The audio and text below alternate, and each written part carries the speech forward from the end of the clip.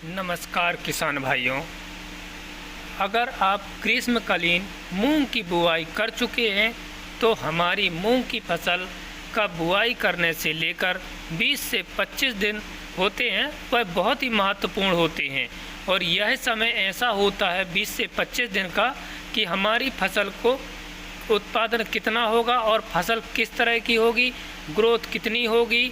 बस यही समय होता है कि जब हमारी फसल का उत्पादन तय कर सकते हैं और तय हो जाता है कि कितने दिनों में हमारी फसल पक करके तैयार हो जाएगी, आगे चलकर पक जाएगी।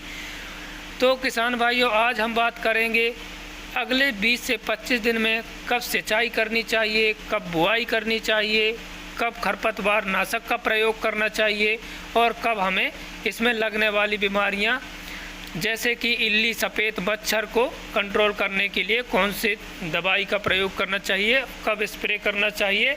तो किसान भाइयों, अगर आपने मेरे चैनल को अभी तक सब्सक्राइब नहीं किया है तो चैनल को सब्सक्राइब कर लें। वीडियो अच्छा लगे तो वीडियो को लाइक कर देना और कमेंट कर देना। सबसे पहले हम बात करते हैं भाइयों, अगर आप मूंग की बुआई 20 अप्रैल से पहले नहीं कर पाए हैं तो आप जल्द से जल्द 20 अप्रैल से पहले मूंग की बुआई कर दीजिए, क्योंकि अगर आप लेट बुआई करते हैं तो बाद में मानसून का खतरा सबसे ज़्यादा बना रहता है और आपके लिए बना रहेगा और आपके उत्पादन में कमी आ जाएगी। बहुत ज़्यादा उत्पादन में कमी देखने को मिलेगी और बाद में लगने वाले, जैसे कि अगर से बारिश हो जाती है मानसून की, तो लगने वाली सुड़ी का प्रकोप भी देखने को मिलता है, जिससे कि हमारी फसल बहुत ज़्यादा प्रभावित हो जाती है। इसलिए आप मूंग की बुआई 20 अप्रैल से पहले अवश्य कर दीजिए।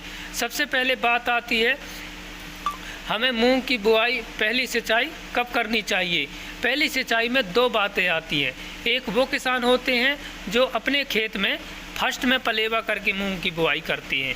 दूसरा, हमारे देश में अधिकतर ऐसे किसान होते हैं जो पहले सूखे खेत के अंदर सूखी बुआई करते हैं, ऊपर से सिंचाई करते हैं सूखी बुआई कर करके।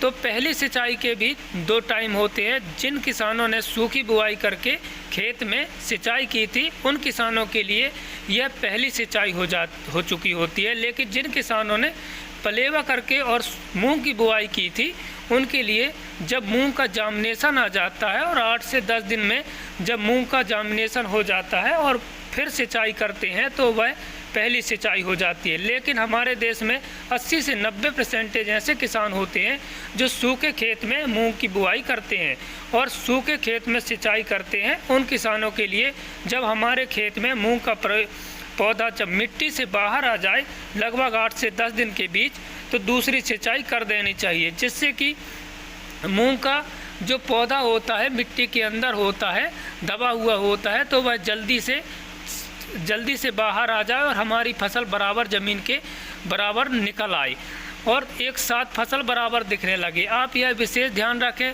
जब तक हमारी फसल 20 से 25 दिन की नहीं हो जाती है जब तक बहाव का पानी न दीजिए, क्योंकि उससे होता यह है कि अगर आप बहाव का पानी दे देंगे तो आपके खेत में तेज़ी से खरपतवार निकलेगा और मूंग की फसल नीचे कर देगी, जिससे उत्पादन में बहुत बड़ा फर्क देखने को मिलेगा। इसलिए आप दूसरा पानी भी नोजल का ही दें। अब बात आती है, अगर आप खेत में खरपतवार निकल आया है तो वैसे तो आपने मूंग की बुआई करते समय, जब आप बुआई कर रहे होंगे उस समय पर अगर आपने खरपतवार नियंत्रण के लिए दवाई का प्रयोग किया है, कोई भी दवाई का प्रयोग किया है खरपतवार नियंत्रण के लिए या किए होंगे, तो आप खेत में खरपतवार नहीं निकलेगा। फिर भी अगर आप किसी खरपतवार आ जाता है तो आपके लिए अपने खेत में हल्की सिंचाई कर दीजिए, नोजल से सिंचाई कर दीजिए। खुली सिंचाई या फिर नोजल की भी कर सकते हैं। बिल्कुल हल्की सिंचाई कीजिए। उसके बाद आप खरपतवार नाशी का प्रयोग कीजिए, जैसे कि फ्यूजीफिलेक्स आता है, फ्यूजीफिलेक्स का आता है, या कोई भी खरपतवार, कोई भी अच्छी कंपनी का आप उसका प्रयोग कर सकते हैं, उसका प्रयोग कर दीजिए। या स्प्रे आपके हो गए खरपतवार नाशी के लिए, खरपतवार कंट्रोल करने के लिए। अब बात आती है भाइयों सबसे मेन टॉपिक की, और सबसे महल जो हमारी फसल का जामिनेशन के बाद, जामिनेशन होने के लगभग 4 से 5 दिन के बाद मूंग की फसल के अंदर लगने वाली सबसे महत्वपूर्ण जो होता है वो होती है इल्ली। सबसे ज़्यादा उत्पादन को प्रभावित करती है वही इल्ली। आपकी फसल का पौधा जैसे जामिनेशन हो जाएगा, 2 पत्ती की जैसी मूंग होती है वैसे ही आपको पता भी नहीं चलेगा, और आपकी फसल की जो तीसरी पत्ती निकलने वाली होती है वह उसको खा लेगी, इसलिए और मूंग की फसल को खराब कर सकती है। अगर आपने 2 दिन भी दवाई में लेट कर दी है तो आपकी फसल में बहुत ज़्यादा नुकसान देखने को मिलेगा। इसलिए आपको इल्ली की रोकथाम के लिए जामिनेशन जैसे ही अपना होता है 4 से 5 दिन के बाद आपको इल्ली मारक का स्प्रे अवश्य कर देना चाहिए। इल्ली के लिए आपको इल्ली वाली दवाई लेनी है, जैसे कि कोराजिन कंपनी की आती है, प्रहार कंपनी भी आती है, कॉर्टेक्स कंपनी की भी आती है।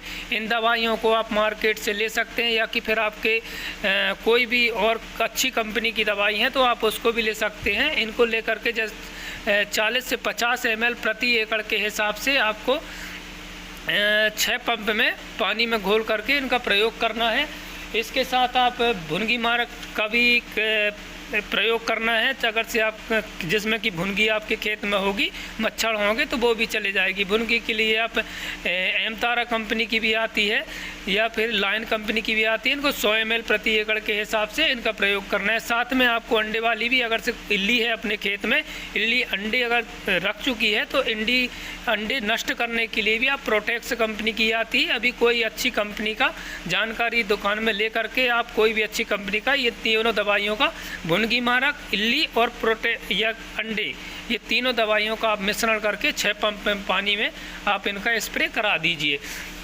इनके स्प्रे कराने के बाद किसान साथियों 25 से 30 दिन की हो जाती है, आप 19-19 का स्प्रे करा दीजिए, जिससे कि आपकी फसल अगर से ग्रोथ रुकी होगी तो आपकी फसल बहुत अच्छे उसमें ग्रोथ हो जाएगी, और से आपके पत्ते भी अच्छे देखने को मिलेंगे, हरे भरे हो जाएंगे। आप 19-19 का 25 से 30 दिन में एक बार स्प्रे करा दीजिए। और जैसे ही आपकी फसल फूल अवस्था में आती है, फूल निकल आती है, तो NPK 05234 का स्प्रे करा दीजिए। NPK 05234 का स्प्रे कराने से आपके जो फूल होंगे वो फूल बड़े आएंगे, और से बहुत दाना का जो भराव होगा वो बहुत अच्छा होगा और चमकदार दाने में चमक आएगी। आप फूल अवस्था में NPK 05234 का स्प्रे करा दीजिए। आपकी फसल में बहुत अच्छा उत्पादन देखने को मिलेगा। आपका 6 से 7-8 कुंटल तक आपकी फसल में अच्छा उत्पादन देखने को मिलेगा। इस प्रकार से आप दवाइयों का प्रयोग करिए, और से पोषक का प्रयोग करिए, खरपतवार नाशक का प्रयोग करिए। धन्यवाद किसान साथियों। कैसा लगा मेरा वीडियो अच्छा लगा हो तो वीडियो को लाइक कर देना, चैनल को सब्सक्राइब कर देना। धन्यवाद, नमस्कार।